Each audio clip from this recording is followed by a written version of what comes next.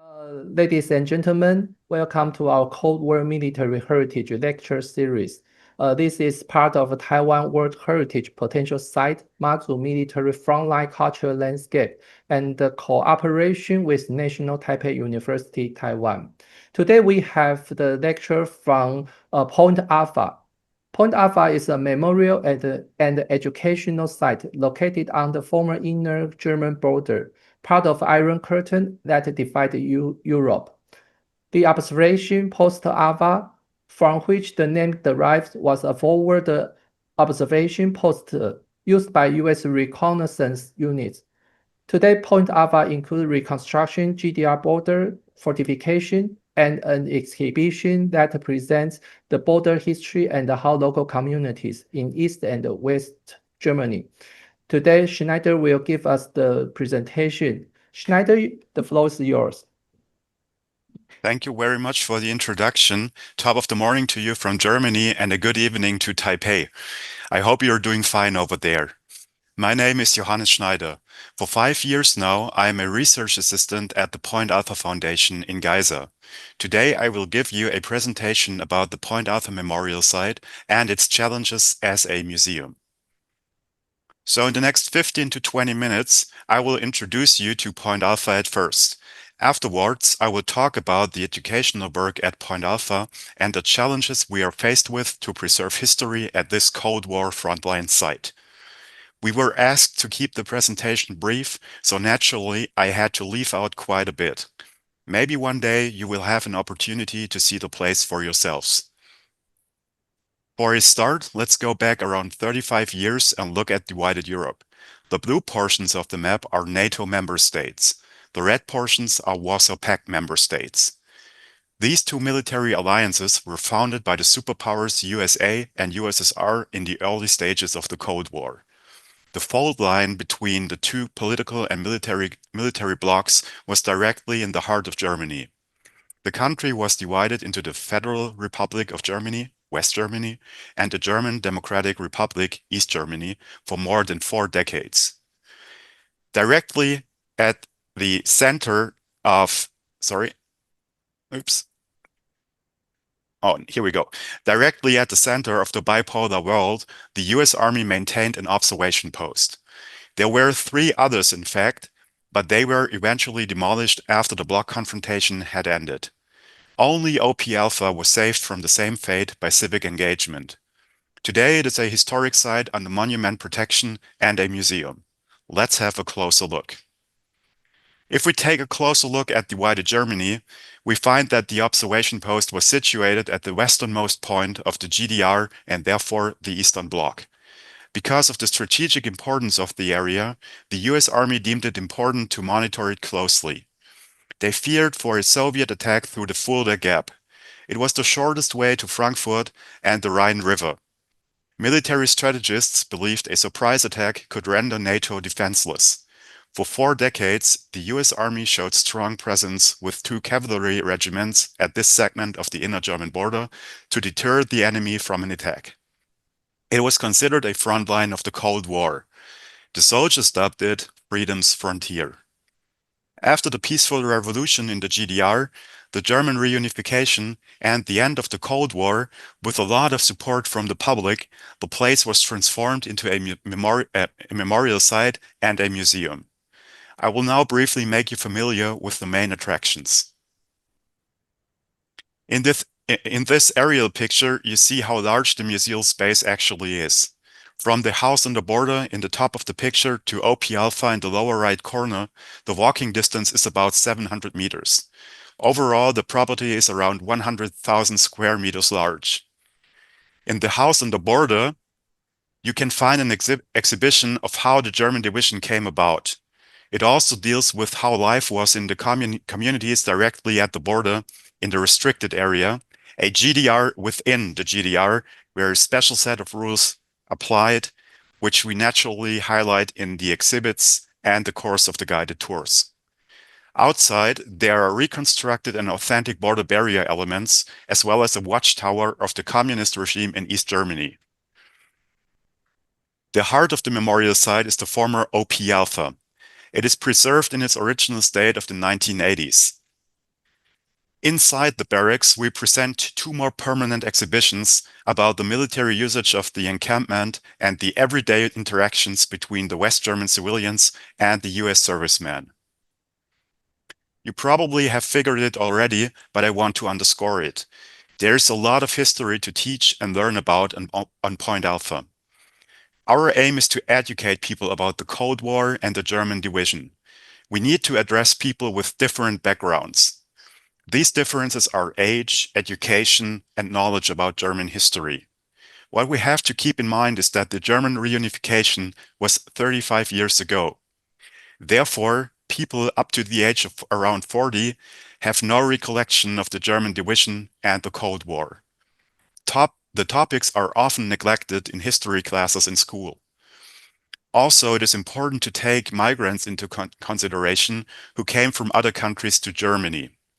We have to impart history in a different way because what we consider basic knowledge sometimes is completely new to others.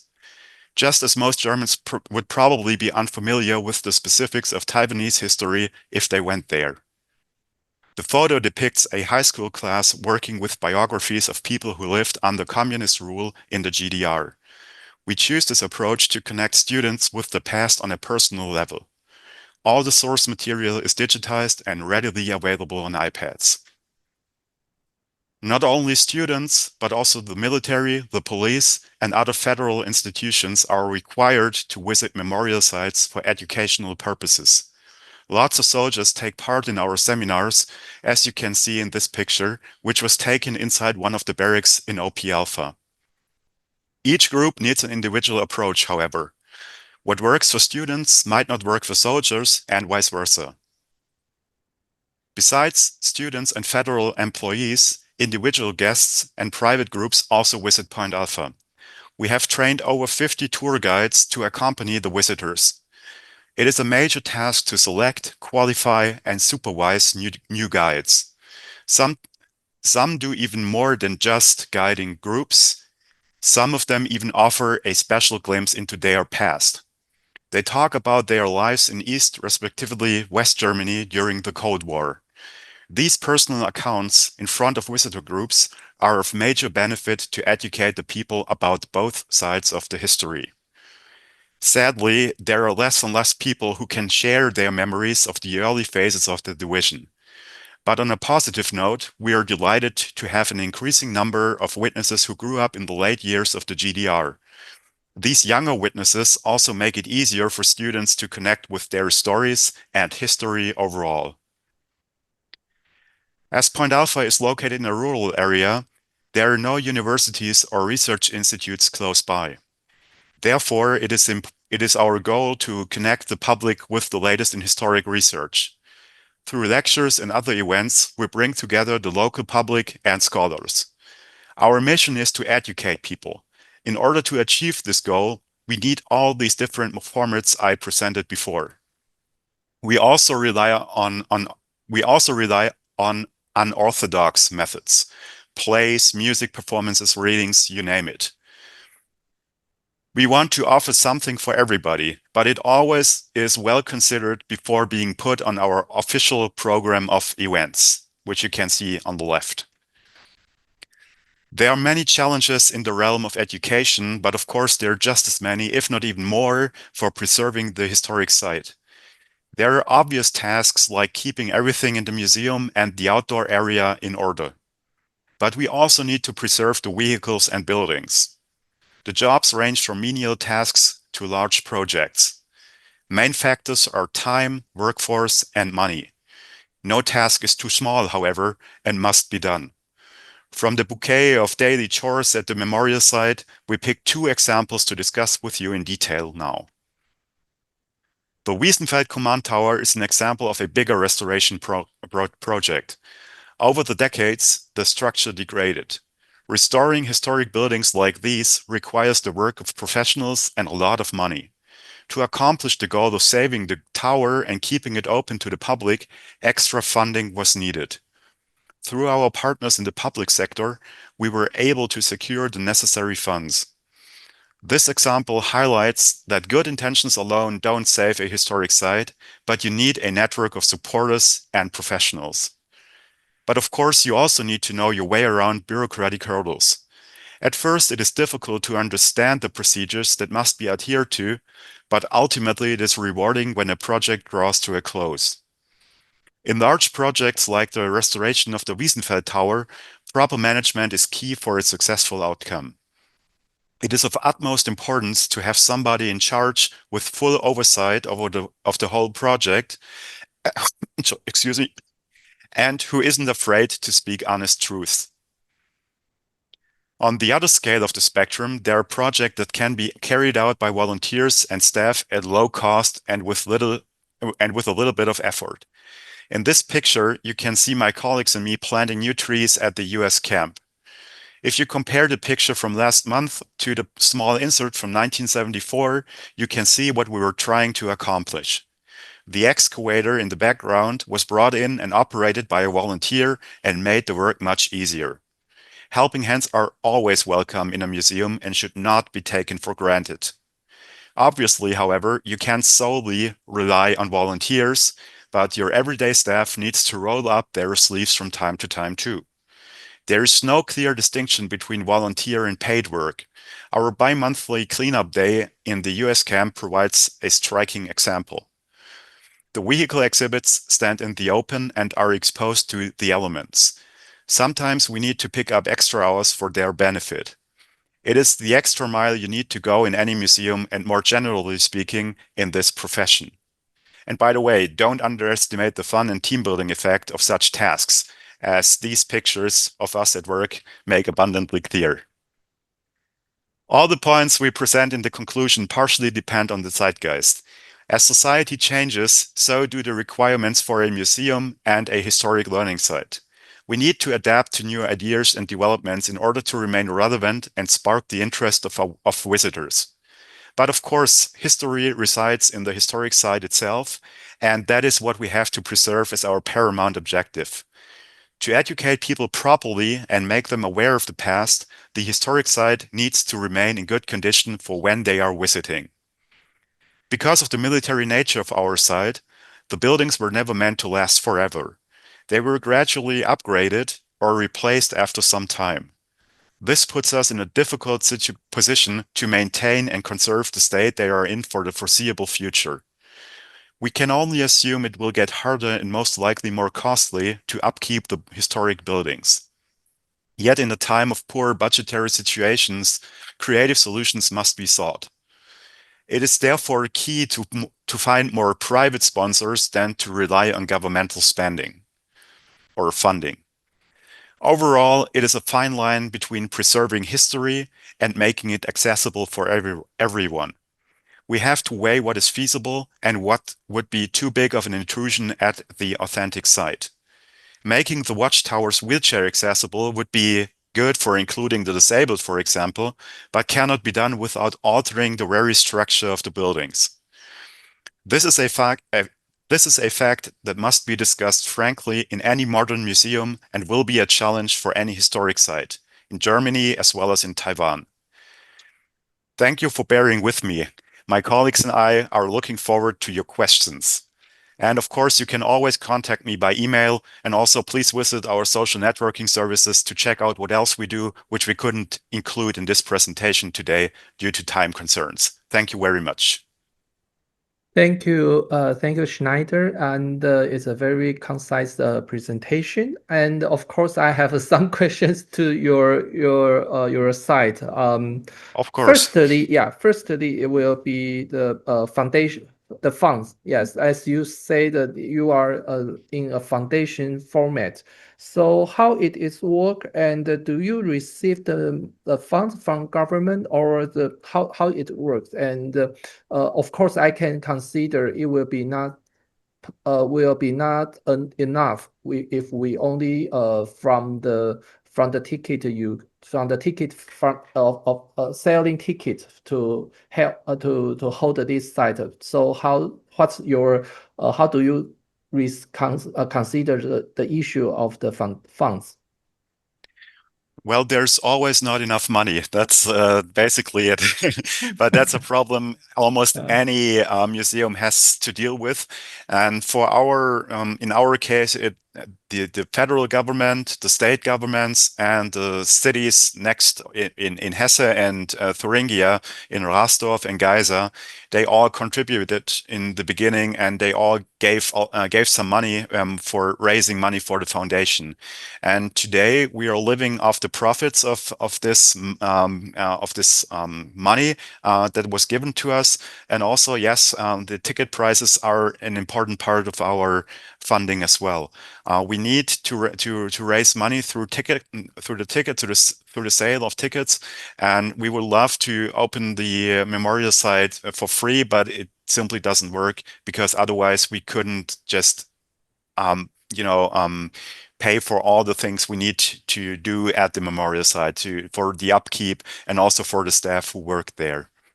Yes, that's because I visit Germany for one time, and I found that not easy to manage a museum like in this topic. And some museum I found is in Berlin, and it's very interesting in their education and tourist program. So my next question is, what's the education program of your site? Can you give me more detail about your education program? Well, I showed you some of the events we plan every year. There are lectures, there are plays, there are projects for students, student project days we call them, when they stay here for more than just a day, but they stay here for 2 or 3 days, and they work under a certain topic, and in the end they present their findings, and they often meet with other students from the other side, so to speak. Today, of course, this doesn't matter to them as much as it did maybe 15 or 20 years ago, but still you realize that they still consider that there's still some differences between the students from Thuringia, East Germany, to the students from Hesse, which is in West Germany, for example. But what we are also doing, and this relies back to the military importance of the US camp of OP Alpha, each year we have a big border retreat ceremony. So in March of 1990, the US Army withdrew from OP Alpha and gave it back to the Federal Republic of Germany after their mission had come to a close. And each year we are celebrating this event together with veterans. So this is also a chance for people to connect with the US Army or with US veterans who served here at Freedom's Frontier, as they call it. And this opens up a fresh perspective, and especially in times like these, when the relations between Europe and the US, or especially Germany and the US, are a bit of, fragile, to put it like that. And also, there's so much more besides the regular lectures. We have almost every month, or sometimes even 2 a month, and this is open for everybody. You just can come by and just enjoy the lecture and just get into the discussion with the scholars who are there and present their findings. I think Tim will give us more information about this. Yeah, exactly. So I think in general you can organize how we do lectures in 2 ways. So at one hand we do it for students, and on the other hand we do it for grown-ups, so normal citizens, but of course also for military and other state personnel. And also we have an own academy where students or people from other institutions or somewhere else in Germany can stay overnight here at the Point Alpha Academy, and then they get lectures, they can do workshops, and that is quite special, I think, for our institution, because in the area around there is no place like Point Alpha who can offer that at the historic site. So that makes Point Alpha very special in that regard. Yes, I think it's interesting because I'm wondering if we want to create such like a academy and even provide the program like yours. How many years already do you already prepare for this kind of a fulfill education program? Well, actually, the memorial site and the programming runs for 25 or 30 years already. The first museum structure, the first museum was created in 1995 actually, and from day one there was a program for the public to participate in. So there's a lot of experience actually. But of course, over the years, it grew bigger and bigger, and now we offer a very unique program for everybody in the area. Thank you. So, Anthony, you have some more information, I think. Yeah, I wanted to add that most of our projects are subsidized. So without these funding from the outside, we could not do projects like Johannes mentioned with the 2 to 3 days with students. But we also have the daily program, or more or less everyday life program, who every school can come and book if they want to, and we have different workshops for them, like Johannes called it out or had it in the picture, where we worked with biographies of people. We also have a workshop to the Cold War or to the American Dream, for example, and what it means for the people, for the soldiers during the 80s, for example, or what it means today. That's another part we have in our regular program.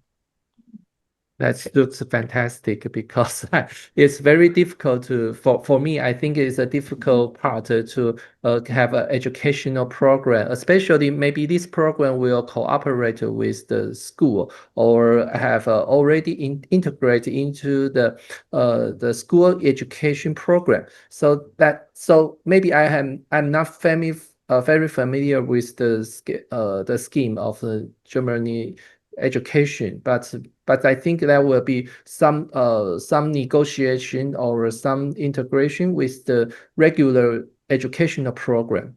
So can anyone give me more advice about this part?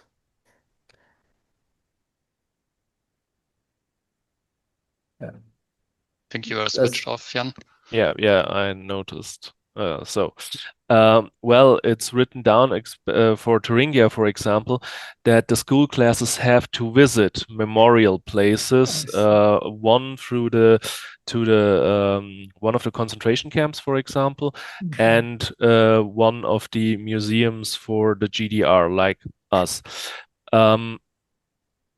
This is written down, as I said, on the Thuringia side, but does it happen every time? I would question it a bit because it costs the schools, even if there is help from the state to travel to such places. But still, the bus costs, for example, are very, very expensive since the pandemic, and our entrance fee is nothing compared to this number.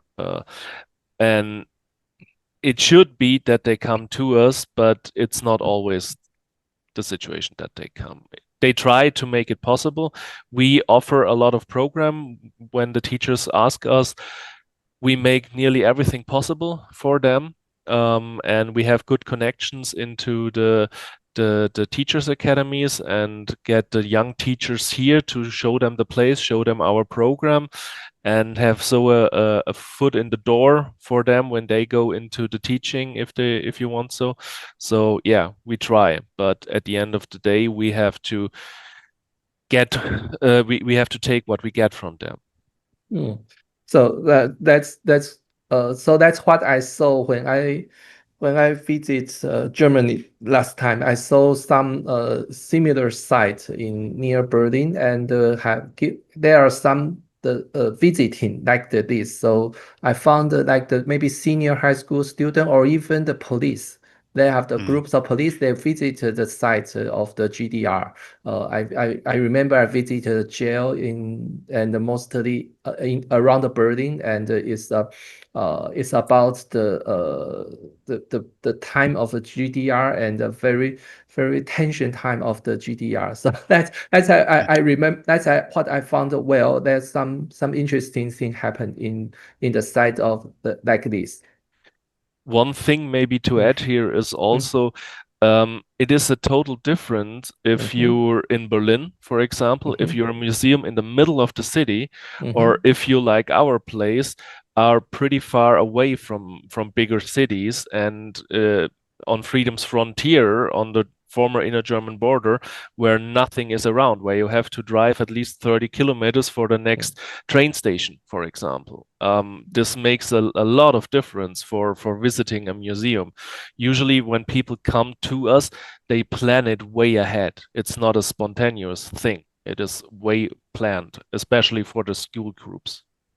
I see. That's a very difficult part for both of us, because in Mazu, actually they will have to fly to Mazu, so that will cost more to give them some like education program.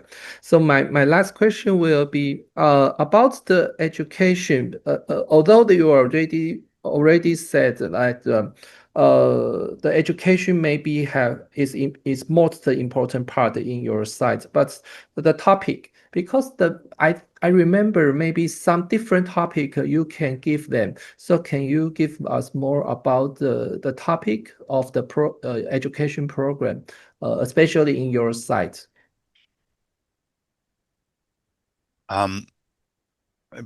Besides the regular guided tour, you mean, or? Okay.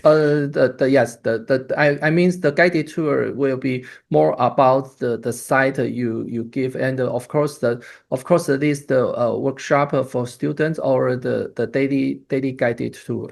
It's also because I'm especially for the education program, because that it will be different topic of considering the site, and I'm wondering what's the topic you can give to the students. I think in general we do German division on the one hand, and on the other hand we do Cold War, and we try to do Cold War also in a global way, to have a global perspective on Cold War. And of course there is very much focus on the regional stories when we talk about German division. So for that case, we have special workshops, as in that picture you see right now, where our students are actually working on the personal histories of time witnesses who presented their stories to us. So there we try to narrow something down for the students so that they can connect with the past. Jan can correct me if I missed something, but I think in general we do one workshop about Cold War, and also about the friendship between American and German people during that time and how it developed. And then we have two workshops which are very much focused on German division, especially. But maybe Jan can talk a little bit more about them. A little bit small. Yeah, Philip, hands up. Yeah, I think one topic is we have different topics that are in addition to our main topics, like the Cold War and of course the inner German border. So often we have lectures and different events about international security policy, for example, or sometimes in coordination with other foundations about nature and climate. We have discussions and lectures about the climate change and how the nature is developing in our state and in our region. So sometimes, often it's additional topics we have in lectures. That's great. But I'm wondering, because in our questionnaire with the young people, I found actually because in Mazu, the end of the martial law of Mazu is about 1994. So it's now only about 13 years. And then we found the young generation in Mazu are still don't understand the importance of the martial law and the military heritage. So that's what we are thinking about how to educate. And but we are just starting to try to understand how. And I can share the information that the young generation actually they don't understand and they are not experienced with it. On the other hand, the people with the age people like the 50 years old, they are very, very understand what happened. So that becomes the different potential in our conservation work with the site. Yes, Yang? We also, as my colleague said, our regular terms or our regular program is the German, the two German states and the Cold War. But in some ways, sometimes we have to disguise our topics in other topics, so the students will not notice that they learn something, if you want so. So, for example, we did it once. We looked at the protests in the GDR or against the GDR government. And we looked at hip-hop and breakdance in the GDR, for example. And with that, the students had a total different approach to the topic, because it was hip-hop and it was breakdance and it was totally cool. And it was not only history that old people tell us in a memorial, for example. And so it was a pretty successful event. And even the students did not know, but they took far more with them, with the stories we told them in between all the stuff about breakdance and hip hop, for example. And we also did it with some gamification stuff, or how gamification has is only one point of view, because if you program a board game for the console or whatever, you make decisions, what you show and what you don't show. And over these aspects, we try to approach the students. Thank you, Jan. And Johannes? Yeah, Jan made a great point, and I think he gave great examples for what I was trying to say in the presentation before. We need to think in new categories, in new ways, in order to stay relevant. Because if we keep just telling everybody what happened some, I don't know, 70 years ago or 30 years ago, for that matter, at one point it just gets stale and nobody listens anymore. And we won't reach the younger generation. We need to reach them with other formats. And just as Jan has mentioned, dancing classes, for example, and the story about a specific dance like hip hop in the GDR, this is something that offers a whole lot of new possibilities. But also, we may not forget what actually did happen. We need to find the right balance between the two poles, so to speak. Thank you, Yang. And we established in the last few years the summer cinema. The summer cinema is open for everybody who wants to come. It's for 4 evenings during the summer vacations here. And on these 4 evenings, we each show a different movie. All the movies are related to the former GDR or to the Cold War. And we don't only show the movie. There is a little presentation at the beginning, what gives context about the years and what happened in the year and what the movie relies on, for example. And then we show the movie to the people.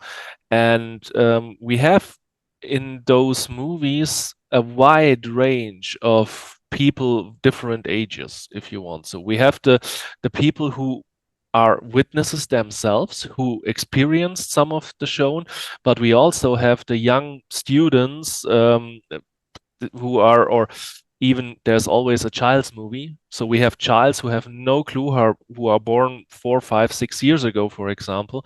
And so we try to make the people notice something, what they have here right in front of their eyes, in front of Geisa, in front of their hometown, for example, and how it is related to the history of their grandparents, for example. That's great because I think you have a full program and consider the very good opportunity for students to learn and have different ways to let them understand. Philip?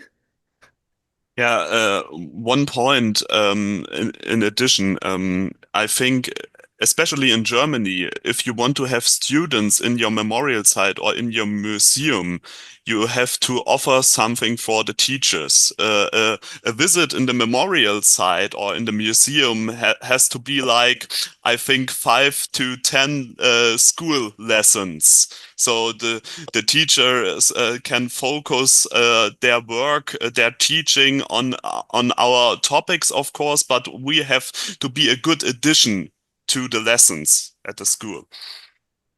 Yeah, that's also what we are facing because the cooperation with teacher and the student actually is a very difficult word for me.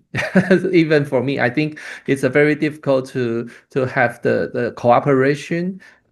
And the most difficult part will be junior high school in my experience because the younger generation will be easy to control, and the senior high school student they have a knowledge to explore, but the junior high school student is most difficult in my experience. Yes. So I think just one more thing. Just as you mentioned it, of course, it is always difficult to gain the attention of the students. But what we realize is that every time we go out in the outdoor area and they actually see the border fortifications, the border barrier elements, and can actually touch them, and also see the US camp, that always has an effect on the people, not only the students, but also people who haven't heard about the German division before or about the military confrontation right here in this lovely landscape. And this always makes something with the people. And at this point, everybody realizes that they are at a special place and that they are actually witnessing history as it happened, as it unfolded here in the Fulda region.